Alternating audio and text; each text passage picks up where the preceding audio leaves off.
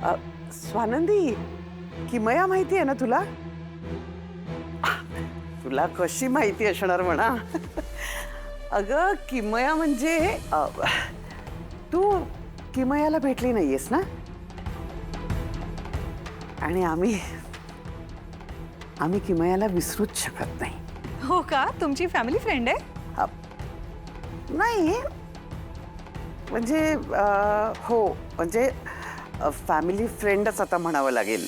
म्हणजे समरची खास मैत्रीण जी फॅमिली होता राहिली.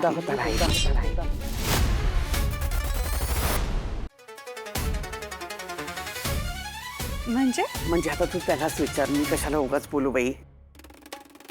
तिला परदेशात सेटल व्हायचं होतं आणि समरला आम्हाला सोडून जायचं नव्हतं. कसं असतं बघ नशीब. नशिबात असतं ना तेच होतं आणि नशिबात असतं तीच माणसं आपल्याला भेटतात.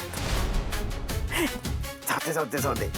आता ती येते असा तिचा फोन आला होता समरला. एवढा खुश झाला बाप रे.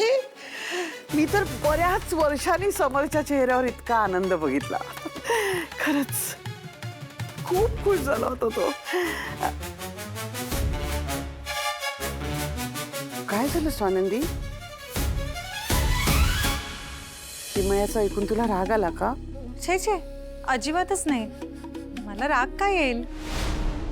त्यांची इतकी चांगली मैत्रीण जर येणार असेल तर चांगलंच आहे की. साधी सुधी मैत्री नाहीये ना, त्याही पलीकडे गोष्टी गेल्या होत्या. म्हणजे लग्न जाऊ दे मी नाही बोलणार बाई. झाली आता बरीच वर्ष होऊन गेली. पण कसं असतं ना की जुन्या जखमा असतात त्या किती बाहेरून खपली धरली ना तरी त्याचा ओलावा आतून राहतोच ना. आता ती येते पण मला माहित नाही की तिला माहिती आहे की नाही समोरचं लग्न झालंय ते. बापरे काय करेल कोणाच ठाऊक बाई कळल्यावर. मला असं वाटतंय ती कायमचीच परत येते.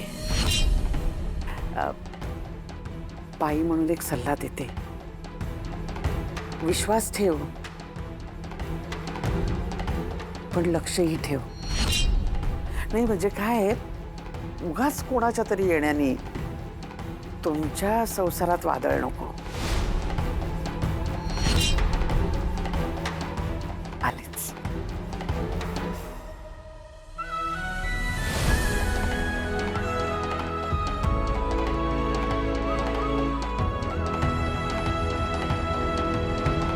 राजवाडे कधीच बोलले नाहीत की त्यांना अजून एक बेस्ट फ्रेंड आहे. मी तर समजत होते की फक्त मी आणि निकिता ताई एवढ्या दोनच मैत्रिणी होत त्यांना. ही किमया नावाची त्यांची मैत्रीण ही कधीपासून होती मला तर माहितीच नाहीये. आणि साधी मैत्रीही नव्हती म्हणे. म्हणजे आणि यांनी उल्लेख का नाही केला तिचा? माझ्यापासून लपवण्यासारखं काय होतं एवढं? कोण असेल ही किमया? कशी दिसत असेल?